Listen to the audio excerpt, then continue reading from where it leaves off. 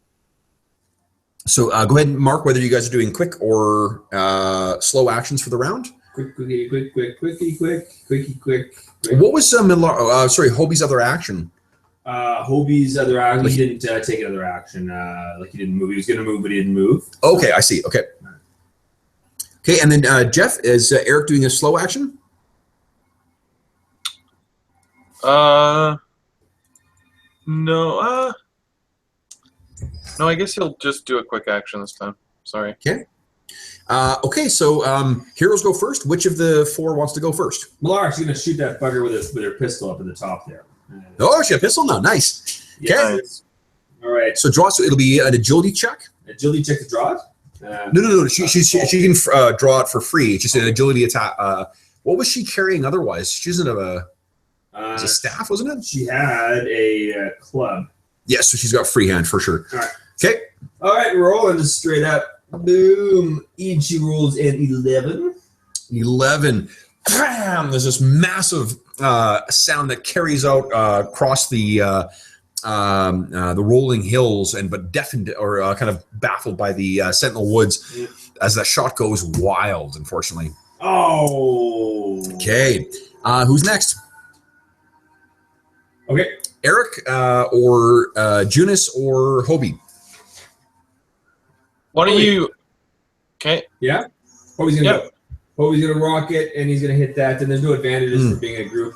If you want to get the dealer to change up the dice, go ahead. Yeah, keep risking it with these guys here. All right, so Hobie's just going for a big slash with his big fat axe, and he rolls a big fat 18. Nice! Boom. Sweet. All right. Did you roll your boon with that as well? I did not roll a boon. Remember that? So Hobie does. Never mind. I'm sorry, confusing your characters. Okay, so which guy? The guy on the bottom? The guy on the bottom. Okay. Go ahead and roll damage then. D6 plus 2. Plus 2 or plus 1? Plus 2 because it's a battle axe now. I changed the axe for battle axe. You don't add your strength score to it. Well, okay, but it's also 1d6 plus 2 is the damage for a battle axe as opposed to an axe. Okay, of course. Yeah, right. Okay, yeah. And you don't add your strength to it? You do not, no. Okay, so that's just 8 then. 8 damage. 8. Damn. Sweet. That's still pretty good. Yeah. Okay. So you, wrong thing. Hold on. Yeah. Okay. All right. That's awesome. Now we've got for posterity me making a pained face as I'm trying to do math. Terrific. It's doing 3 points of strain. Okay, so while you were, you sort of missed it before, you correct this time the aim, and this thing sits and sinks into this thing's shoulder with a sickening chunk, and it again squeals and pulls back as the iron burns its flesh. Right. Who's up next? Eric, do you want to go? Yeah, sure. Okay. Eric rolls a single 2. That's not good. Beautiful. Okay, so you unfortunately, so after such a spectacular attack last round, this time you go in and you were like nowhere near where this thing. I guess maybe this time Hobie actually spoiled your shot. Yep. Where you were going to hit this thing, he chunked it with its axe, which caused it to stagger forward, and you stabbed it open air. So last here then is before the bad guys go is Junis. Mr. Junis. Mr. Junis is going to try to keep wailing on that injured one there and see if he can knock it out. Okay. All right, and he gets a boon. So he's doing a normal attack, so he gets a boon for that. That's right.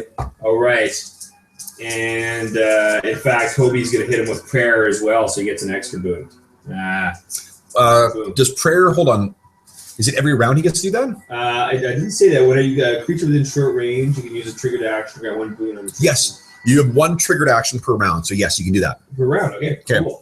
All right. Boom, boom. I didn't realize I could do that every round. Oh, 22 plus 2 is 24. Whoa, which means that you trigger the, your plus 20 ability. That's right, which is 3d6 altogether. Oh, Jesus. All right, here we go. 3d6 plus 1 because you're using a saber now, aren't you? Or are you still using your sword? Sword is, so that's plus 2. Sword is plus 2. That's 4d6. It says 2. No, the reason I've already got your, everything's included in there already. Got it. All right, 3d6 plus 2. Nice. Rock and roll, baby. All right, we got 11 plus 2 is 13 damage. Oh, fuck. Yeah, so this thing No is... strength damage, right? Sorry? No strength bonus to damage? No strength bonus to damage, but still that is, again, in this game, fucking savage. So describe for us how you carve this thing down. Judas, who's getting frustrated there with missing everything, sort of throws his weight into it, does an overhead chop, and sinks this thing right into that same shoulder. Nice. Okay, so so one of them is just carved down by the combination of our hero's efforts. The final one sees the opening and tries to go in. Hey, and rolls a 23. Oh, so it does see, and damage is and I rolled extra. Yeah, no. Lame. Okay, here we go. So there's a second attack. So he takes 10 points of damage.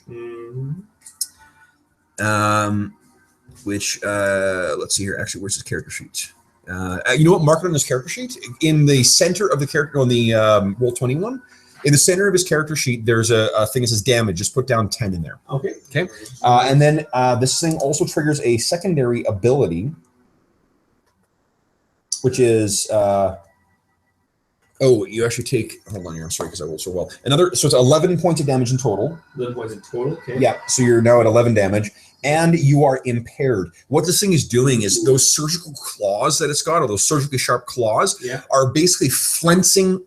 Like if you were had skin, it would be carving skin off of your back. But as your a metallic form, it's basically just any loose bit that's on it's catching and knocking the things off. So there's bits of your what do you call it? Your metallic hide that's just been carved off of the back, and then the parts that are not have these gouts or gouges that are cut down it. Okay, so then that's those things, or that thing's round. Next round, you guys want to do quick or slow actions? It's doing quick again. It's quite satisfied that it's taking down this. All right. Well, we're all going to do quick actions on our team. Okay. Quick action or slow action for Eric? Slow. Slow. Okay. So quick actions. So it'll be you 3 guys up first. Who wants to go first? Okay, Millar will shoot off her gun again, and also Hobie will give her a prayer bonus, triggered action. Yep. Okay. Okay. So she gets a boon. No, you need to spend an because you do a quick action.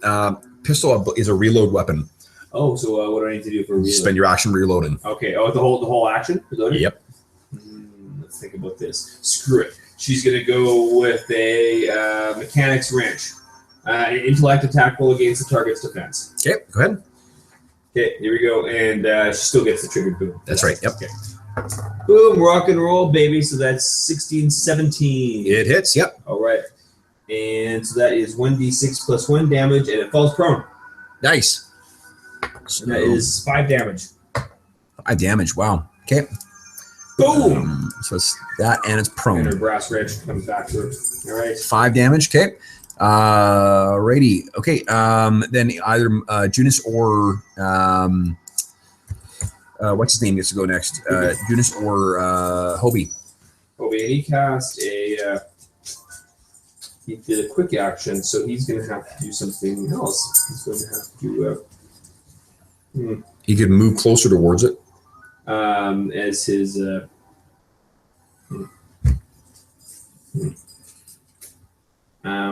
There's really actually not much else he can do.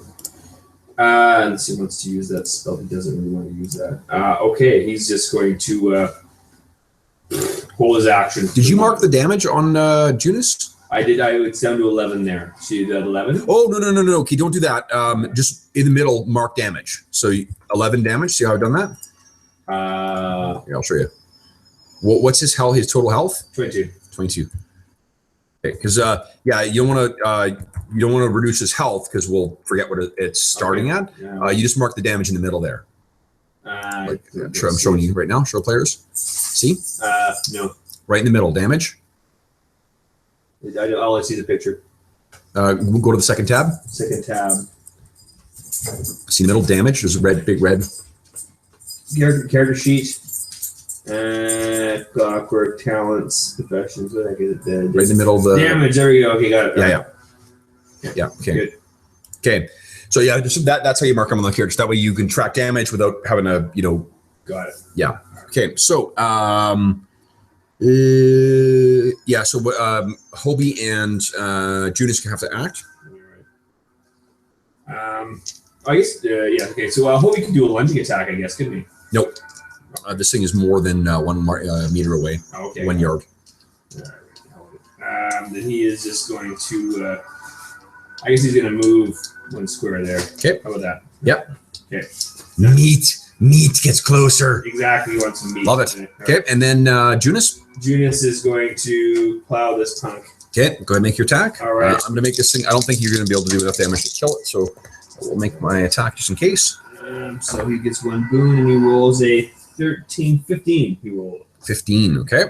That is actually good enough. Just barely. He barely manages to connect. Go ahead and roll damage. 6 plus 2 damage. He rolls 8 damage altogether. Fuck. Okay, so 8 damage on it. So yeah, he another solid hit on this thing. It knocks it aside, and it decides that you are just doing too much to it. So it looks at the fresh meat that just came in, leaps forward, and then just barely manages to connect, but flences across. To use a Futurama word. Across Hobie. Hobie takes 10 points of damage. Ooh, Hobie. You're gonna die again, boy. Go ahead and mark 10 on his 10 damage. Remember, just in the center. He's like Kenny. Okay, now it's Eric's turn. Sorry, Jeff. You've been patiently waiting. What are you doing? 10 damage. Taking 2 steps and attacking this thing. Mess it up. Mess it up. I'm going to use my trickery on him. Nice. So this thing, it is. Oh, and it was prone. You know what? Take that damage away. It would have had to spend its action getting up again. Oh. Sorry. So this thing is leapt to its feet, and it's kind of howling in rage, and then you suddenly have come upon it, Jeff. What are you going to do? Whew. Roll terribly. Oh, no. I got a 9. Man, I can't roll anything good on these D20s. No. So unfortunately, while it was what the fuck did I just do? You just ended the game. It's all over. That's it. Here we go. Let's see here. Yeah, sorry about that, Jeff. There we are. Oh, hold on. Yeah, they have to mute everything so we don't fuck up. There we go. Were the people at home when they cut off? Kill people. Every time that happens, you have to quickly remute everything in there. Yeah. No, so the Hangouts didn't go. I just hit the wrong button when I was trying to move these guys. Right. Okay, so this thing leaps to its feet again, and unfortunately, you're just it's a little too quick for you. Okay, end of the round. Next round, choose your quick action, slow actions. This thing's going to do a quick action again. Quick. Everyone's going quick. Meat. Meaty. Eric, going quick or slow? I think he's going to do quick this time. Okay. So why doesn't Eric go first this time? Because if you do roll awesome this time, you can take a second action later in the round. And I'm going to trigger my prayer and give it to him a boon on it. Nice. Okay, so you got a boon on your roll as well from Hobie. Okay, and I'm using trickery, so I get 2 boons. 2 boons. Good. Sweet. What do you want? Nice. So that just means that I get the better of the roll. Oh, wow. A natural 20. Whoa! Yeah, it's more like it. That is awesome. Okay, so 24. Yeah, that's pretty fucking awesome. So go ahead and roll damage, and you get a second action later this round. Yep, and he does. Oh my gosh, 4 damage. 4 damage. Yeah. Okay. So that is still, it's you're definitely pecking away at this thing.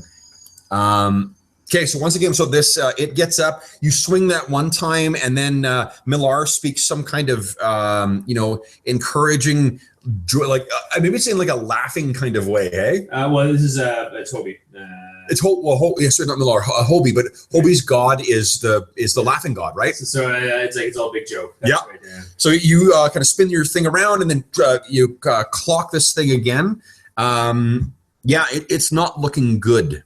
Who wants to go next? I think Junis will try to finish this thing off. Okay. He smells blood. All right, here he goes. Rolling away with his big fat juicy sword, and he rolls an 11. 11. Okay, that is not good enough. Okay, so he swings, but this thing has clearly gotten wise and gotten sick of being hit by his massive sword.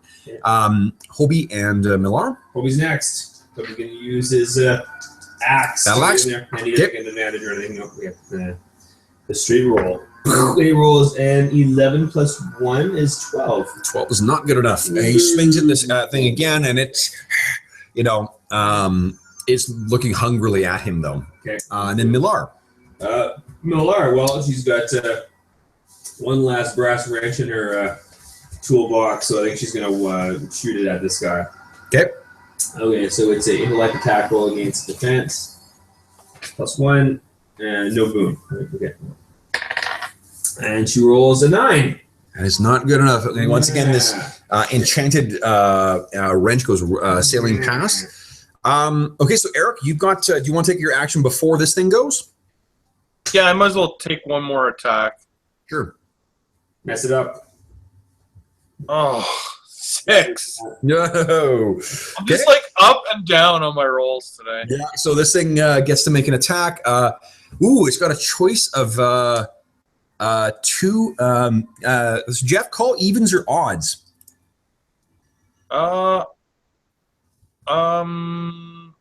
Even. Even. Odds. So it'll be against Hobie,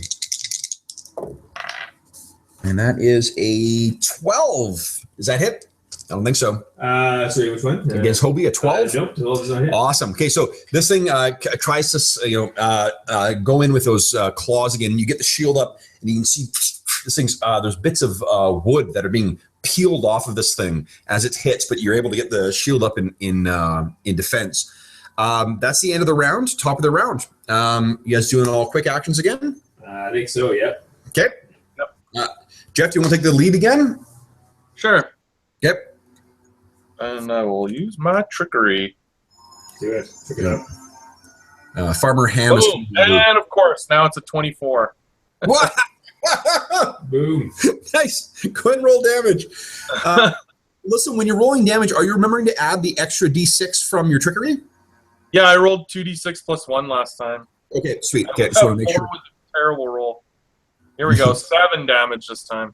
7 damage this time. I think this thing may be on the verge of kaput. This may be, let's see here. Oh, fuck yeah. It is right next to death. Your last strike hits this thing in the temple, and it kind of staggers forward, and it seems like its legs are wobbling. It's ready to give out. Who wants to try and deliver the killing stroke? Hobie's in the mood, and he's right at hand. He's got the bloodthirst, so he's gonna prayer himself and then go for the coup de grace. Can he prayer himself? What does it say? When you or a creature within short range makes an attack roll. Yep. So go ahead. Boom. All right, let's go, baby. Rock on. So we get it's 11 plus 3 plus 1 is 12, which isn't going to be enough. Nope. Who's next? Boom. Junis will rock out. Okay. All right. Let's finish the job. And he rolls a 15. 15 is good enough, just barely to connect. All so right. you don't need to roll damage. That's enough to That'll do it. bring this thing down. All right. Okay, so you crunches down, and that's when you what do you call it? Junis sort of pulls back, and there's sort of a rattling of some of the misplaced plates and gears and stuff in his back, sort of kind of pinch up against each other. Is he the only one who took damage? I think so, right? Damage, that's right. Yeah. Okay, so we're out of combat now, guys. So you sort of stop and you're staring down at these. Jeff, would you make I mean, obviously you can tell from the fumes coming off from where this thing was hit with your spade or your shovel staff that these things are fey. Can both Eric and who's got a cult? Is it Millar? Millar has a cult. Yeah. Yep. Can you please both of you guys make intellect checks with boons? Intellect checks with the boon. Mm-hmm. Checking with the boon. Oh my gosh, this dice roller on this program. Doesn't like you. It goes one way or the other. It's just like 19, 18, 20, or like 1, 2, or 3. I got an 8 total on that one.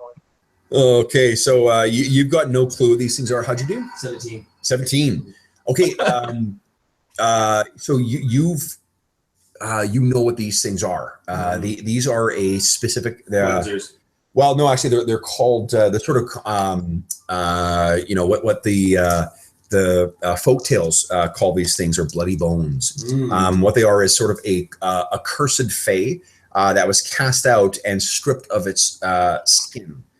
These things hunt in packs, seeking to flay the skin off of other creatures and then wear them themselves. Nice. Sounds alarmed. Yeah.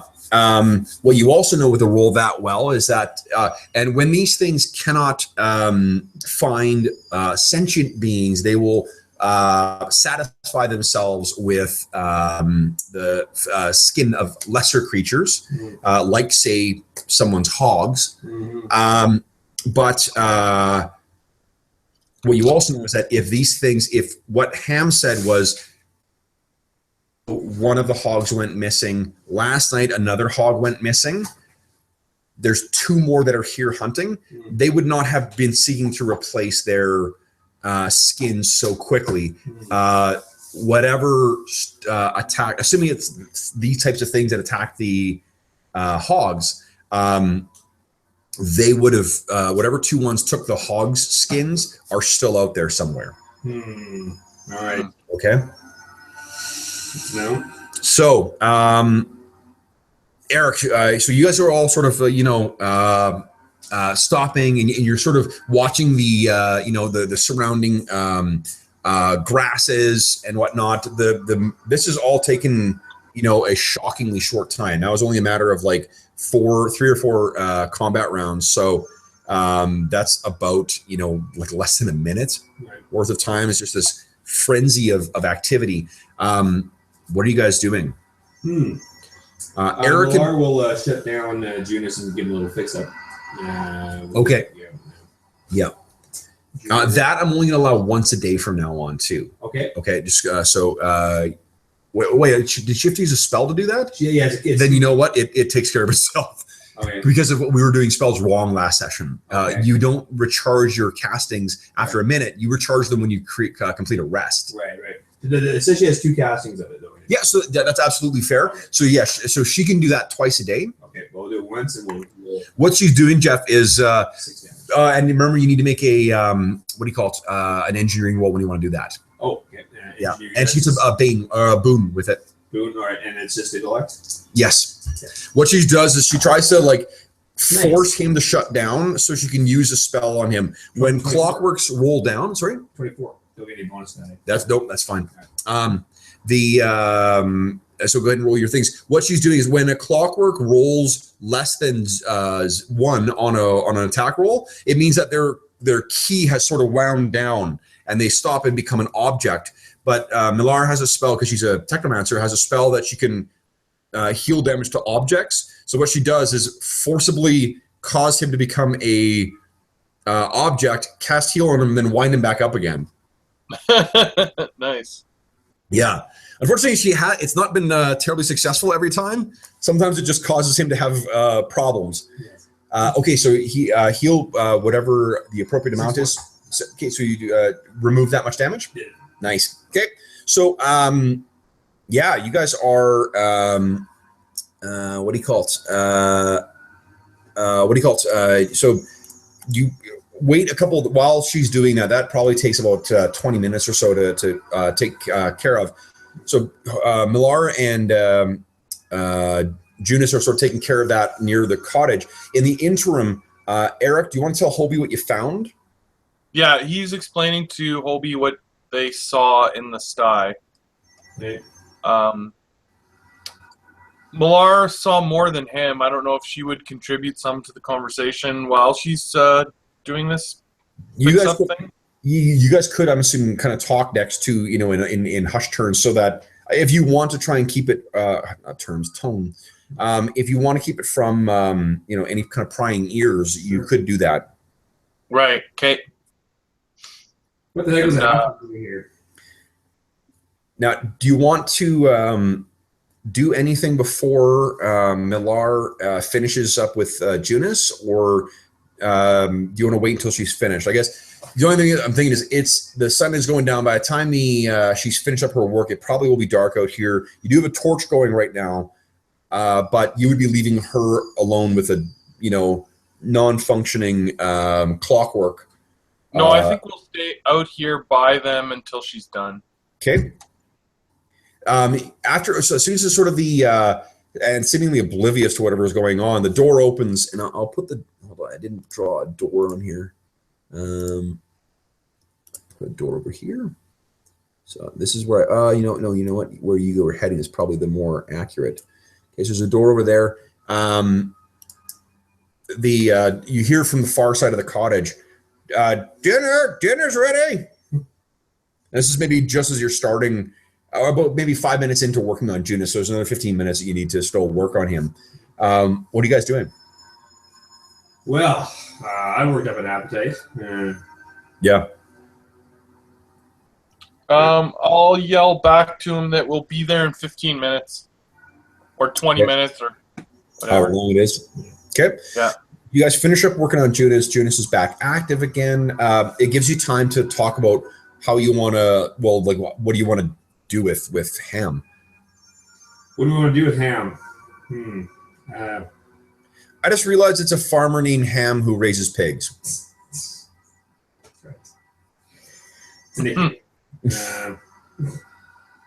Well, we'll ask him if. Well, first of all, I want to ask him if he knows anything about halflings in the neighborhood. Okay. Yeah.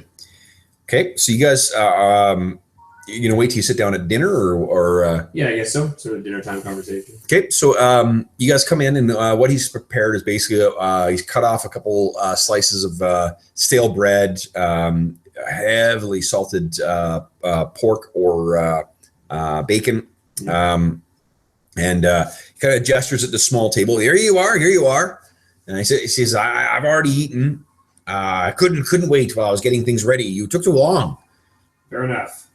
And he kind of sits and watches you guys eagerly. So we can move everyone inside the house then. So just boom, boom, boom. What are so you say name a halfling. Why don't you make a perception check for me, please? Who said that? Was it Hobie? Sure. Yeah. Oh, it doesn't really matter actually who said it. Hobie's got spy, which I think would apply to whether he would be able to read people. Yeah. It's a bonus, right? Custom and etiquette. I'll let Junis get a boon as well. Eric, you think he's got anything to sort of like help suss out lies? His professions? Shit. Not particularly. No, then just go ahead and make a raw perception check for me.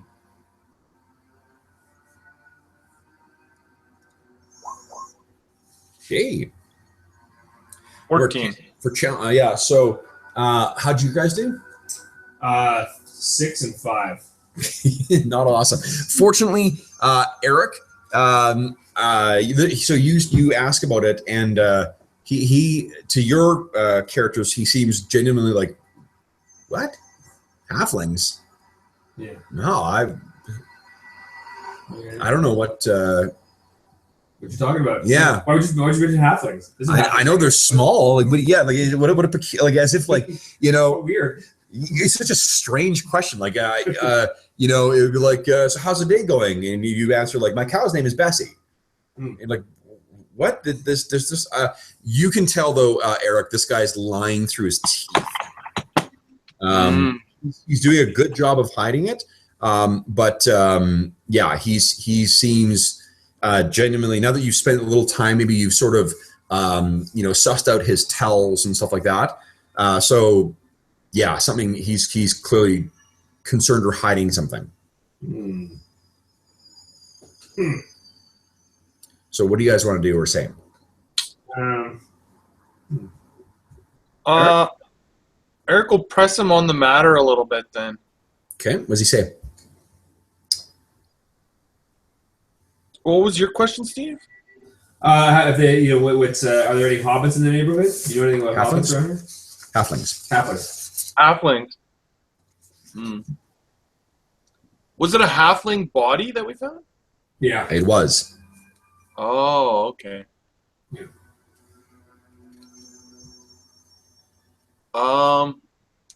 What he'll say is, he'll just ask him, are you sure you haven't seen any halflings here in your farmyard? What sort of approach are you taking with this? Is it sort of like a friendly, trying to get him talking thing, or are you trying to like scare him, or? I don't know how intimidating Eric really is. Yeah, it's a halfling with Probably trying to seem friendly. Okay. Okay, so go ahead and make a just make a what do you call it? Check a intellect check for me, please. Okay. Nice. 12. Okay, so he says, no. I'm sorry, Jeff. What was it that you actually said? Are you sure you haven't seen any halflings around? Maybe even in the farmyard here.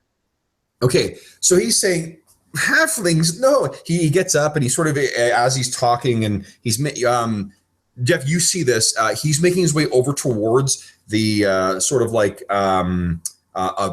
a bench or a little area where he's got a fairly large knife that seems to have what he used to cut the what do you call it? Cut the salted ham or salted pork and the bread with, and he's making his way clearly over towards that. His hand is kind of like eagerly reaching out to try and grab that knife.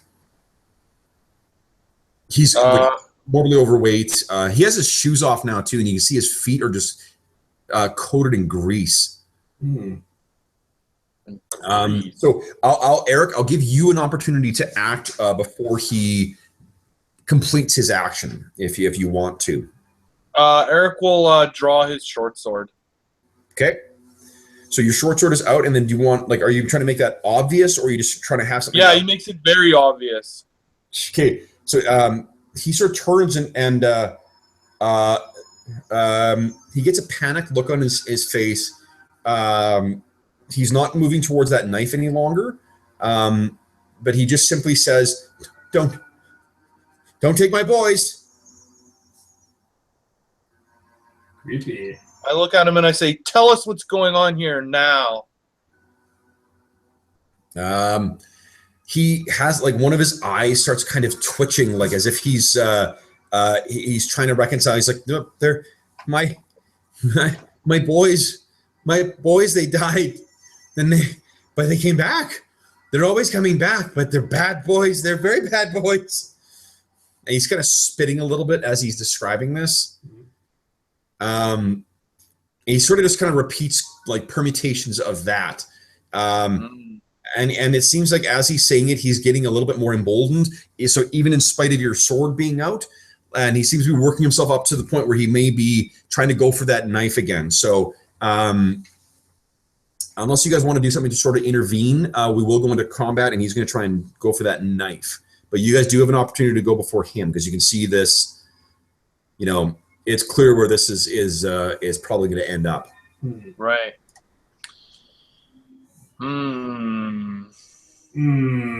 What would Eric do? What would Eric do? Can we get this guy to... What can I do to this guy? What can't you do? That's true. Maybe I'll just cast Intox Drunkenness on him. Drunkenness is a big area spell. Yeah. You'd fill this whole thing up. And remember, drunkenness does impose a bane, but it means everyone takes half damage then. Right, why do I kill this guy? I don't think drunkenness does any damage, though, does it? No, it doesn't. It impairs him, and he's... Yeah, it would impair all you guys. Right. Okay. Fine then. No. You're free to do that. Just, It would be hysterical. Something everyone's drunk and scrambling around this kitchen. Millar's going to try to calm him down. She recognizes he's a bit of an insane old man. She's going to say, "No, just calm down. What do you mean, your boys?" She's going to say to him. Okay. I think I'm going to have to make you make an intellect attack against him. All right. Do you have any skill that you think might apply there, or any profession that might apply? Not really. I can't think of anything offhand. But Not really. okay, so go ahead and make your attack. All right. So I don't get a boon. Then Yeah, he is insane, and I should give you a bane to that because he is. I'll get a bane. All right. Yeah. And I roll a 17, 18. Even with the bane. Would you roll for your bane? I rolled 18. Yeah. I rolled 1 for the bane. Okay, so and I get 17. +1. Oh, you get +1, so 18. Okay, so yeah, you sort of he stops and he locks eyes with you for a moment, and then he sort of tweaks and he's like, "But my boy, you come back." All right, you poor crazy old man.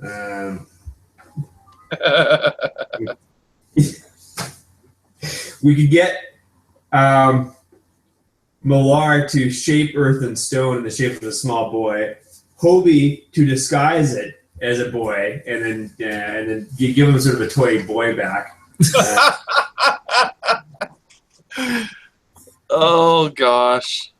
So you've got a reprieve from Kamash. He seems genuinely, and he says, "You've got to eat your dinner. Sit down. Laura's like, okay, it's eating your dinner. Okay. Yeah. So this surreal scene is playing out right now. As he's sort of gibbering away about this, he says, your brother is upstairs, but he's been not good. No dinner for him tonight. Very misbehaved. This is a 2-story building. Okay, this sounds creepy. Somebody should go look upstairs. Yeah. Okay. Absolutely. Let's go check upstairs. Who would like to go upstairs? This guy's going to be, as long as Millar's down here, he's going to be quite satisfied with her. Okay, Millar will keep eating, and I guess Hobie's going to go upstairs to go check things out. Anyone who wants to come? Yeah, Eric will go with them. I think actually that fits because Eric and Hobie are both the slowest of the two. Okay. So you sort of slip away and make your way upstairs. It's not lit up here, but there is maybe a little candle that you're able to grab and light and bring upstairs. It's creaky old stairs that lead up to the second floor, and there are a couple rooms up here. There are literally a couple. One, the first one you try and you open appears to be the old man's room. At a time, the old man and his wife's room, it's imagine what a 75-year-old bachelor living on a farm room would look like, and that is what it's just a total fucking mess. You close the door and it's just full of like clutter and stuff like that, and you go to the second room and it's locked. But I'm going to assume, Jeff, that Eric will be able to, given the time, would be able to, pop this thing open. Yeah, absolutely. Okay, so you pop it open, and what you see is a room with there are 2 beds in here. Or maybe bunk beds? No, it would be 2 beds in here. And it's it looks like this place is at first you think it's empty, and it looks like there are it has the sort of accoutrements of like a boys' room, like there's jars of like bugs, dead bugs, albeit, but that kind of stuff. And then you sort of look around, and both of you have dark vision, so you see a pair of tiny feet poking out from behind one of the beds. Oh God. Dear. You make your way over, and as you get closer, you at first, again, you mistake it for a child. But then you look down and you realize that there's a little bit of growth on the man's face, and it's a halfling, bound and gagged, who with a big some bruises on his face and a big welt on his temple. You sort of stand and think for like, oh God, it's more feed for the hogs, and then you who's got the higher perception? I got 10 for Hobie. Perception 11.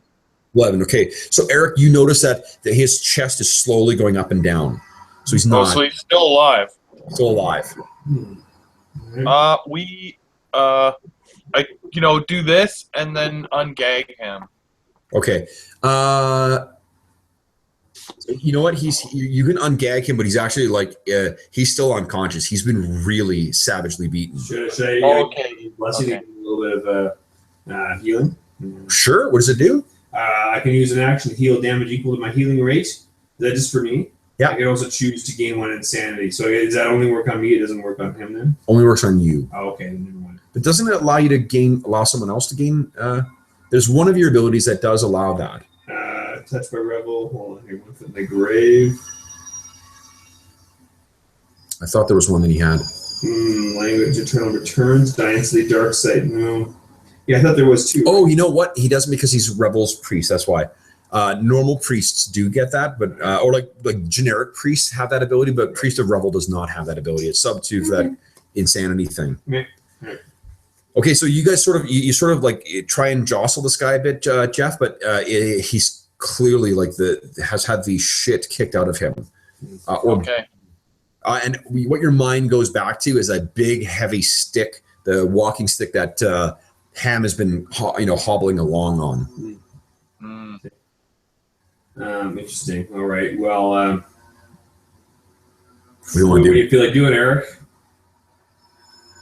I don't know. Like, what kind of what do you do with someone like this? Like, obviously they're insane, Yeah. and Yeah. they're this is criminal activity. Like, is there a police thing, or is there any action to take, or is it like our duty would be to put this guy down? If this guy's a murderer, I don't think anyone would fault you for killing him. Everyone saw you leave with him. I guess there's a bunch of different ways. There's not there is in theory someone who is probably responsible for law out here, but the Northern Reaches are a very wild and untamed kind of area. There is probably some kind of lord or something that might be responsible for this, but yeah, they would never, they're not collecting tithes from this guy. He may be off on his own, and Hamlet is sort of functioning as its own kind of, on its own kind of community. So yeah, I mean, what would happen is that everyone saw you come in, everyone saw you go to this guy's place, and unless the community is full of similar type murderers and whatnot, if you guys kill this guy and they find his body, well, I guess here's one mechanical thing is that if you do commit murder, flat out murder, you gain a point of corruption. Okay.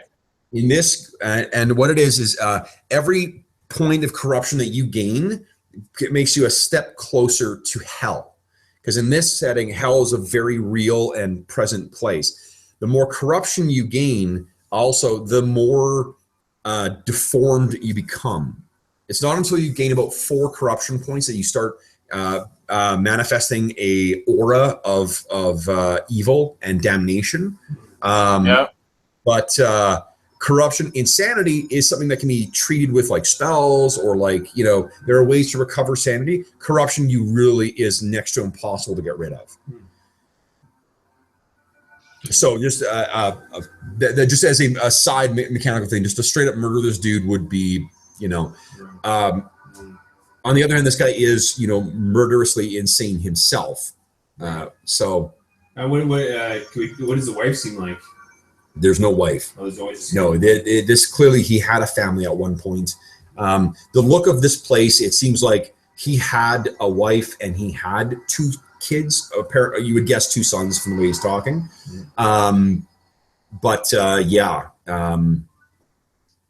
You would, so judging the size of the halflings, excuse me, and judging what's in these rooms, you would think that a human child about the size of the halfling, so maybe 8 or 9, is what may have been living in these rooms.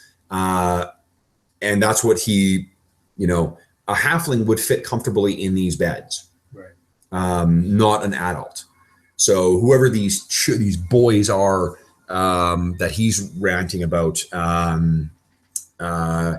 they probably died quite young. Okay. Mm. Maybe I'll try confronting him and say, well, you know what, I'll say to him, if you're a danger to yourself and others, well, how would you like to handle that? I'll ask him. See what his reaction is. Okay.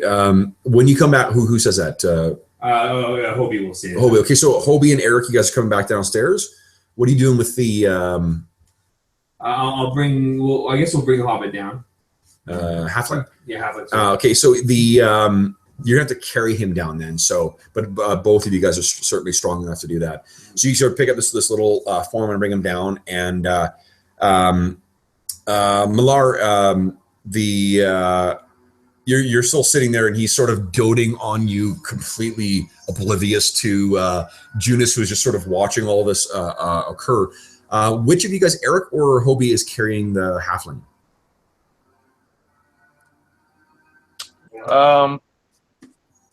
I'll carry him. Okay, so Eric, you're carrying him down, and then basically, so as soon as he as you see him, Eric, can you make a agility check for me? Just an agility challenge for me, please. Okay. So target number is a 10. Nice. Okay, so what happens is basically as soon as you walk into view with this halfling cradle in your hands, there's just a wave of fury that washes over Ham's face, and he grips his staff, and with a speed that you would not have guessed that he could do, he turns and starts charging towards you, and he's like, "Leave my boy alone!" But because you succeeded, you will be able to act before he is. So he's coming at you. He has clearly I used this phrase earlier, but a murderous intent in his actions. He's going to try and batter your brains out with his staff. What do you want to do? Hobie, you make a agility challenge for me as well too. Agility challenge. I guess I'll set this halfling down. Okay, so to gently sort of let him down will be an action. Yeah. Okay, so you sort of let him down. Hobie, how'd you do? 15. 15. So you can act before Ham as well. All right. Go ahead. Eric has set the halfling down. Oh, he set the halfling down. Okay. Yep. Hobie will say, so what weapon is this guy wielding? His that walking stick, that heavy walking stick. He was it's effectively a cudgel now, but okay, walking stick. Hobie will maintain a defensive stance and say, "Wait, calm down. We need to discuss this." Okay, I don't think that he's well. You can make an attempt. So it would be an intellect attack against his, but I'm gonna give you a bane because he's. Again, I'm gonna give you actually 2 banes because he started being insane and now he's seen his boy threatened as far as his mind is concerned. All right, it's his intellect, is it? Yep. And I roll a 17 minus 3 is 14. Nice. Okay, so he instead of battering you, Jeff, he drops the cane and then sort of staggers to his knees and cradles the halfling and says, starts like cooing like through all vicious like choking sobs. He's sort of like no they're there, it's okay and like kind of patting this halfling's head. What are you guys doing? Well, I did buy a healer's kit that gives me 6 1-point heals. Should I try dressing cleaning up the hobbit halfling? Yeah. And giving him 1 point back? You could try, yeah. But, I mean, I don't think this guy's going to let you get in at him unless you convince him.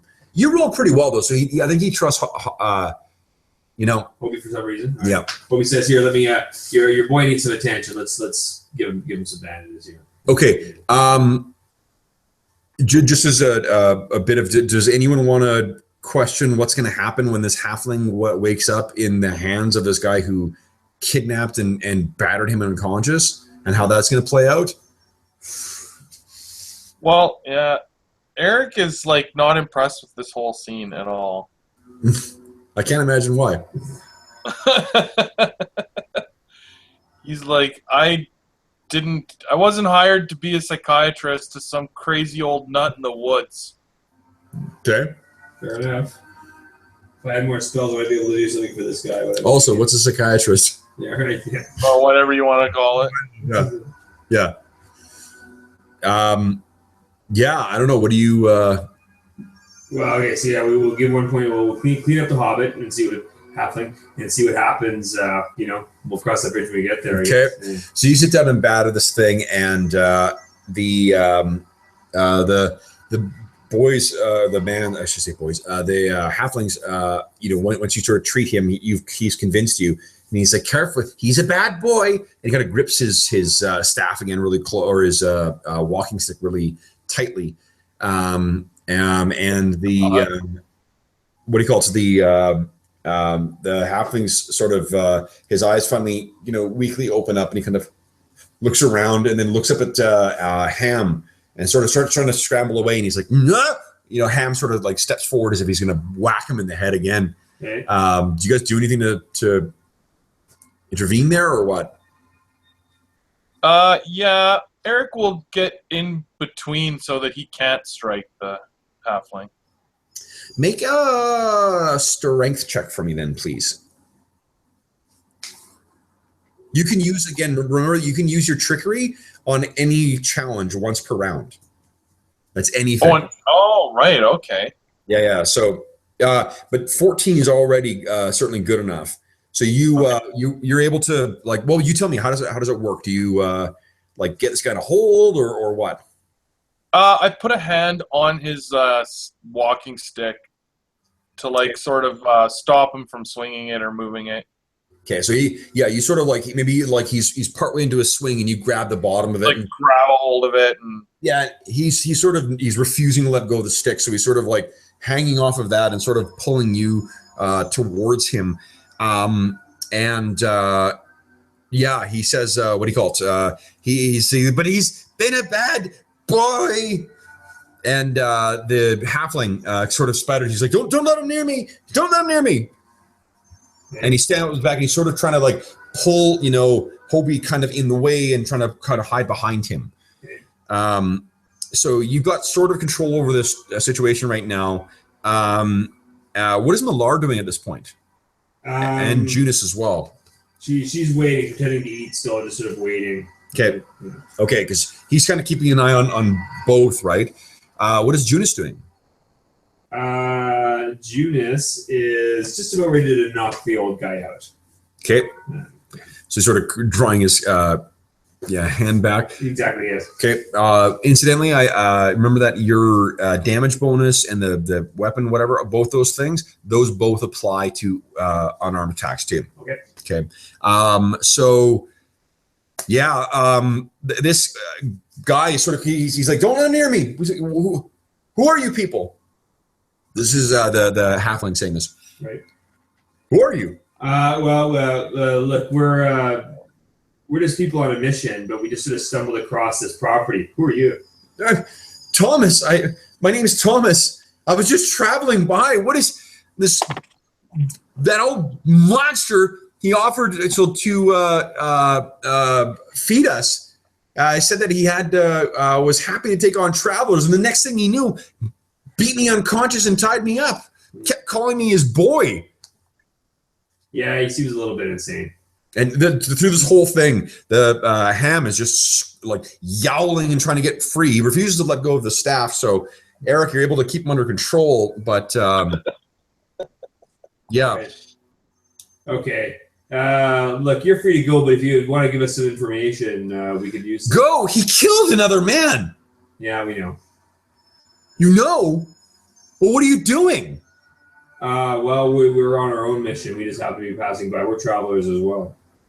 His eyes kind of go wide, and he's looking around. He's like, where am I supposed to go? Wherever you were going.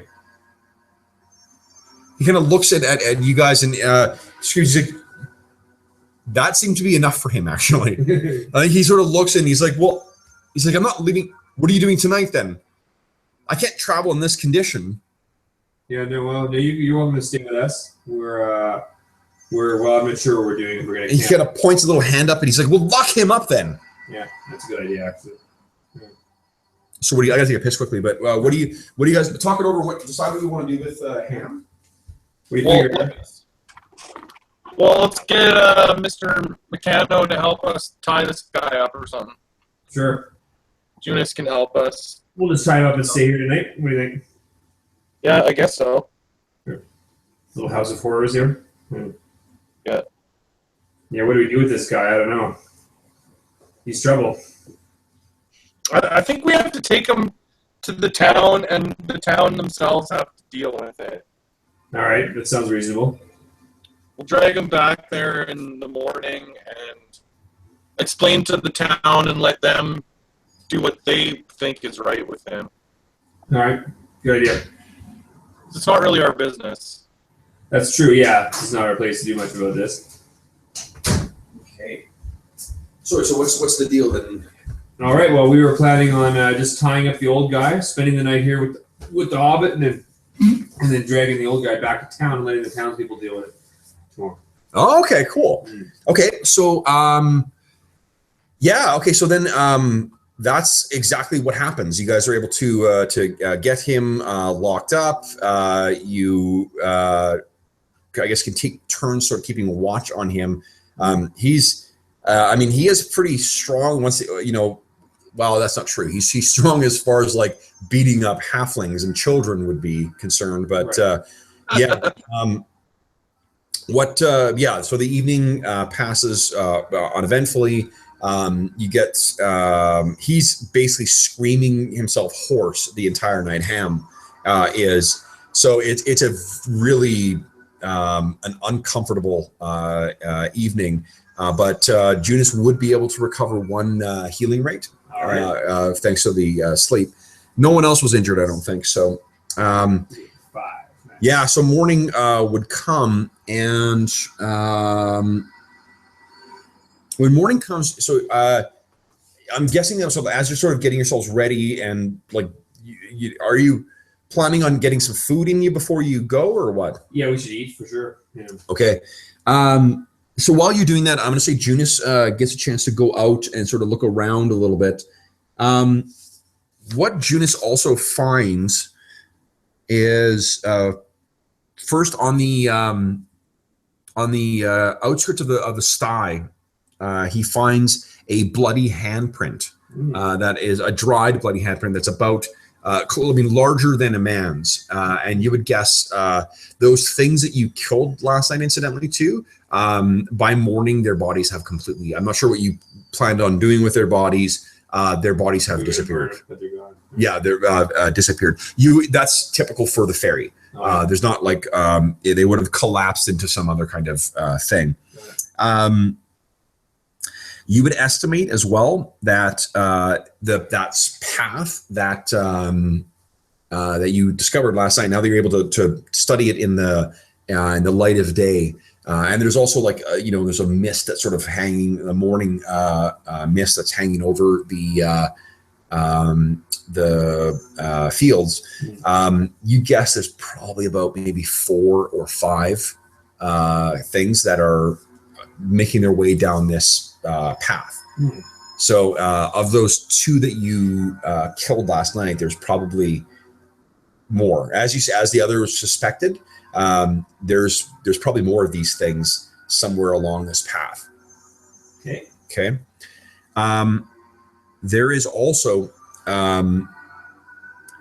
tracks from something wearing shoes or boots.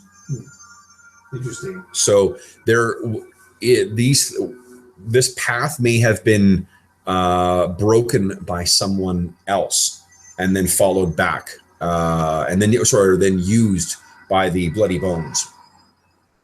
Mm. So Judas, you're sort of pondering this over. You guys are the rest of the party is sort of in the back in the cottage dealing with Ham, who's still railing about his sons and whatever.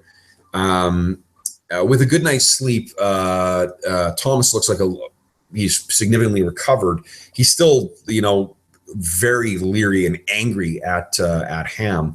All his traveling gear and stuff are still there, and he's a little, after the experience with Ham, he's clearly a little taken aback. But I'm guessing Hobie's sort of able to, raise his spirits enough so he's not doesn't seem to be too traumatized by the experience, all things considered.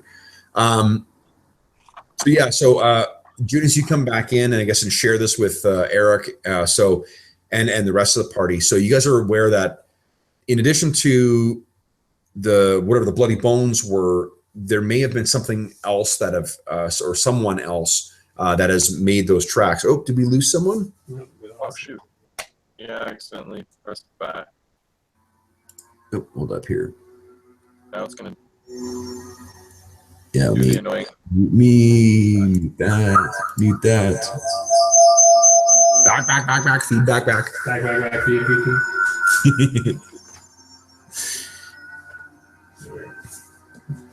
Ooh, Norton live updates. Give me 12 hours. Thanks.